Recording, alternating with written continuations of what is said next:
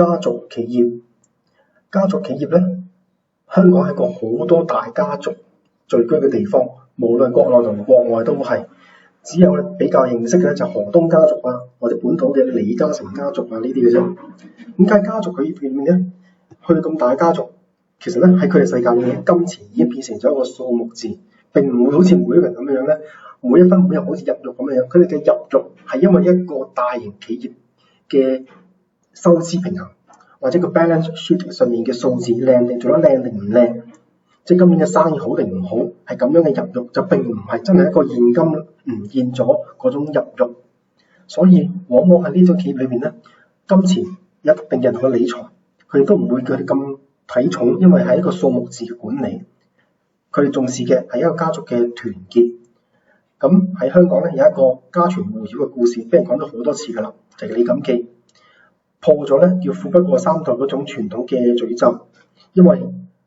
當年嘅家族大家立下咗一個叫做唔可以搞婚外情，唔可以離婚，要保持一個家族嘅團結啦，同埋一個健康嘅家庭環境、生態環境，從而咧先至可以長期掌控一個企業。咁確實咧，呢個家族都做到咗呢一點，所以咧去到第5代嘅時候咧，呢個企業依然係喺度發展緊嘅，同埋咧佢哋活得好低調，因為一旦高調嘅時候咧，就好難令到長壽。呢個羅浮齊家族咧，分享俾世界嘅地方就係低調先至可以長壽一啲。咁每一個大家族咧，其實佢都係好低調，甚至乎往往冇人知道佢真正嘅實力，就因為佢根本就唔想俾人知，都唔需要俾人知道。另一個內地嘅例子係一個新形成嘅家族企業，係老乾媽。當初嘅時候咧，其實係冇人要嘅。咁就呢個老乾媽咧做餐館嘅時候咧，路邊餐館俾啲卡車司機餐館嘅時候咧，就送一罐呢啲嘅老乾媽嘅辣醬俾啲司機。啲司機帶住周圍去嘅時候咧，發覺非常之好食。結果咧喺送貨嘅時候有意無意都特登繞過佢嗰個檔口咧，就係為咗要一支咁嘅老乾媽，伴隨住佢開車開去其他地方嘅時候都有得用。咁就係咁咧，將老乾媽啲品牌咧越做越大，大到個地步咧，基本上食開辣嘢嘅省市，譬如江西啊、湖南啊呢啲，家家戶戶咧都一定有一支，工廠做嘢嘅工人咧一定有一支，甚至要出門嘅時候都備一支嘅。咁就係因為咧個個都好中意呢個口味，佢嘅口味合適同埋容易消化，起到胃喉開胃嘅作用咧。咁就係因為佢完全係用真正嘅農產品辣椒啊呢啲咧去做出嚟嘅。到第2代嘅時候就有啲不幸啦，因為咧去咗留學之後咧，接受咗西式嘅教育，就係咧以財務營生作為一切嘅標準，而唔係以良心啊、健康、別人嘅健康啊呢啲作為標準嘅。於是乎採用化學配方去替代真正嘅糧食，做到嗰隻味出嚟就可以。係咪健康係次要，最緊要係報表上面嘅利潤多，咁就見一切啦。咁結果當然啦，食嘅人食開嘅人一食就知道唔係嗰個滋味，跟住就慢慢唔再食，老乾媽變咗。終於呢個原創嘅老乾媽咧就唔能夠再退休啦，一定要重新出嚟咧搞翻掂呢個爛攤子啦。咁恢復翻用真正嘅糧食去到做呢一個咧，先至係中國嘅企業，靠一支嘅老乾媽醬可以做到幾十億嘅生意出嚟。咁呢個咧係中國先有做得到，而且呢個係可以發展成為一個家族企業，因為就係喺第2代交棒嘅時候出咗意外。咁當然啦，第一時間總結咗教訓出嚟，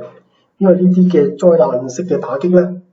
李錦記當年亦都遇到過，任何大家族全部都遇到過，並唔係怪責喺第2代嘅身上，而係第2代去到調整，重新再出發，更加知道要經營好一個品牌或者經營好一個產品嘅時候咧，係一個家族對社會嘅良心同埋對社會嘅責任感，而唔係以金錢到呢個水平先至有資格講建立一個家族企業。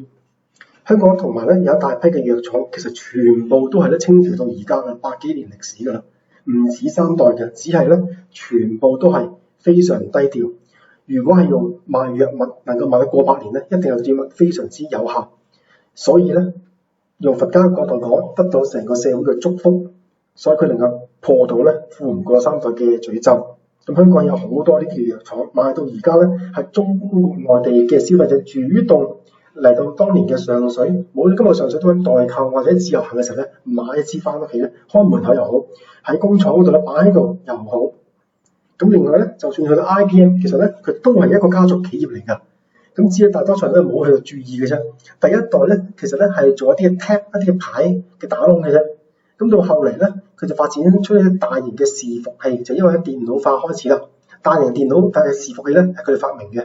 而第一台嘅電腦咧唔係佢哋發明，而後嚟發現咧都係需要伺服器，佢繼續做伺服器生意，然之後再做埋 laptop 嗰啲生意。我哋典型嘅見到成個嘅 laptop 咧中間有粒紅色嘅滴咧，嗰個就係 IBM 嘅特色啦。好多人曾幾何時就係以呢一個標記咧，就作為一個中產或者科技人士嘅身份象徵。咁所以咧，呢個就係佢個 brand marketing。當年佢賣呢 laptop 嘅時候咧，早期係賺到錢，後嚟已經越賣越唔能夠賺錢，終於將成個業務咧賣咗俾聯想。然之後佢進入咗服務行業，因為服務行業嘅時候佢發現一個問題就係咧，好多人好多系統好多產品冇辦法統一到。點解？因為呢個賣餅乾嘅人嚟買咧，好多人冇留意到呢個係賣餅乾嘅人，而咧佢長時間係使用 IBM 嘅產品，所以積累咗好豐富嘅經驗。佢哋知道用戶痛點喺邊度，將痛點變賣點。提出嘅方案就係 IBM 要轉賣服務。個服務意思就係咧，佢可以用 HP 嘅打印機，可以用其他公司嘅伺服器，用其他甚至可以用 Fujitsu 嘅電腦，全部都可以。軟件更加之可以，而咧點樣 all in one 一齊？呢個就只有 IBM 可以做得到。而當年咧呢個業務咧就將 IBM 虧蝕咗80幾億美金嘅谷底咧抽翻起嚟，形成咗咧脫離咗危機，兼且咧繼續保持盈利。嚟到今日 ，IBM 再度轉型，將呢個服務行業已經逐步就嚟完成佢哋嘅 close， 然之後轉為 AI 落地。因為太多人對 AI 抱有太多不必要嘅幻想啊、想像啦，咁於是乎佢只係針對翻政府、藥廠同埋銀行呢三個行業係 IBM 服務行業裏面咧，佢最具有經驗嘅。因為呢啲個行業未來要進入 AI 嘅領域，咁過去運算咧，亦開始變成咗係量子級數嘅伺服器，所以佢就賣呢啲嘅產品咧，俾佢哋去到進行交易啊、研發啊等等，或者即係備份資料啊、審查啊等等嘅服務。咁呢啲咧 ，IBM 已經變成咗一個只係做呢啲大型企業